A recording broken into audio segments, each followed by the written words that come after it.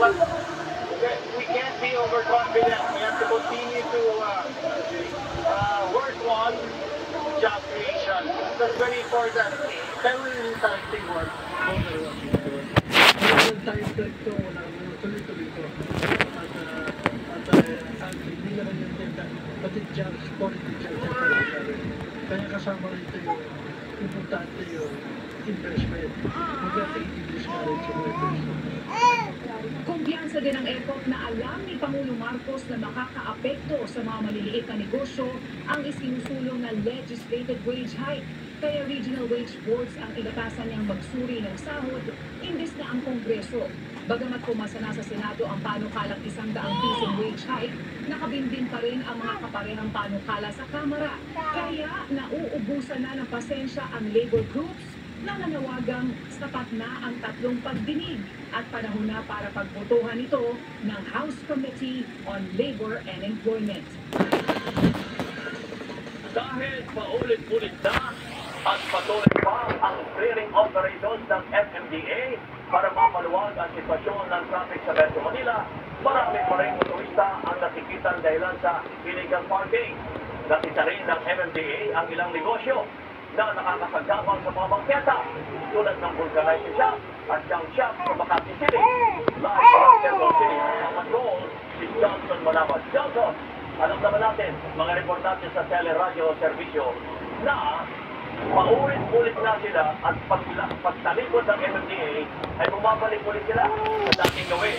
Ano kayo nang iniisip ng MMDA para hindi sila bumalik? Kabayan sa ngayon ang naiisip ng MMDA, paulit-ulit din silang babalik din sa mga lugar na kanilang kinikliring hanggang sa matuto. Yung mga motorista na hindi nagtatanda kahit na may multa na at abala sa kanilang araw-araw na pagparada sa iligal na mga lugar. Kanina kabayan, sinuit ng MMDA ang area ng Pasay at ng Makati City. Pinuntiryan nito ang ilang mga obstruction sa kalsada gaya na lamang ng mga nakahambalan sa bangketa na isang obstruction, sabi ng MMDA. Nagkukumahog sa pagliligpit ng mga kalakal ng mga tauhan ng junk shop na ito sa Zobel Rojas Street sa Makati City nitong Webes ng umaga. Natunugan kasi nila ang paparating na grupo ng MMDA para magsagawa ng clearing operation. Pero sa dami ng tambak ng kalakal sa kalsada, hindi kinayang maipasok agad ang lahat ng mga ito. Sabi ng MMDA, responsibilidad ng bawat establishmento na magkaroon ng tamang espasyo para sa kanilang negosyo. Na nakaharap pa po yung truck nila, which is another cause of obstruction. Kasi alam naman natin ang sarili hindi pwedeng maging extension of anything yan, no? Even a parking or a business establishment. Then, to add to that, yung truck po nila, illegal parking sila. Tumanggi ng magbigay ng pahayag ang may-ari ng junk shop at ipinalinis na lang agad sa kanyang mga tauhan ang tambak ng mga kalakal sa kalye.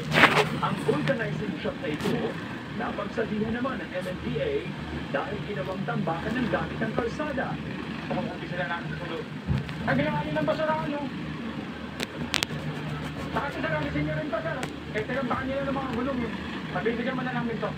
Sa EDSA Pasay, ang hanay ng mga motorsiklo ito, maayos na pero sabi ng MMDA, ano yan? illegal pa rin ito dahil nasa bangketa. Kaya nabulabog at hindi pa rin nawawala ang mga sumusubok na dumadaan sa EDSA Busway. Tuloy-tuloy din ang operasyon dito ng MMDA. Kaninang umaga, isang motorista ang nakipagtalo pa sa mga bantay sa busway sa EDSA Ortigas. Wag yan. Wag. Ay, kulit. Wag yan. Wag yan, wag yan. Kung sa tingin nila ay talagang nasa tama ito. Ay, nagagalit pa ikaw? Sasagutin ng mga side yan kung may mga nakita na sila at kung i-contest naman may mga paraan naman yan kung parang mag-resolve. Ngayong araw, sa unang 2 oras pa lang ng operasyon sa EDSA Busway, Mihi ka na, Jaja. Jaja. Kaninang hapon sa tuloy-tuloy na clearing operations, ang labas naman ay isang ospital sa East Avenue sa Quezon City. Kalma. Ng MMDA. Baby, kalma. Mga nakaparadang motorsiklo ang inabutan ng mga Kalma. sa kanila. Baby, kalma. Ay. Wala ang mga may-ari nito. Oo, kalma. Baby, kalma. Ilan days pinirma mo?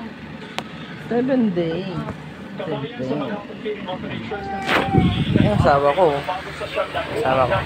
Sawa ko, legit, hindi naman nakabidyo. Oh, yeah. Oh, kumain ka na. Yan yung kanang kamahal niyan. Para naman sa mga kanilang nahatak na sasakyan ang sabi ng MMDA 24/7 ang upang kanilang dadaan ng may Bye. kailangan sa bilang ng registration at dapat may ari ang Bye. ari ang kukuha o tutubos na sasakyan.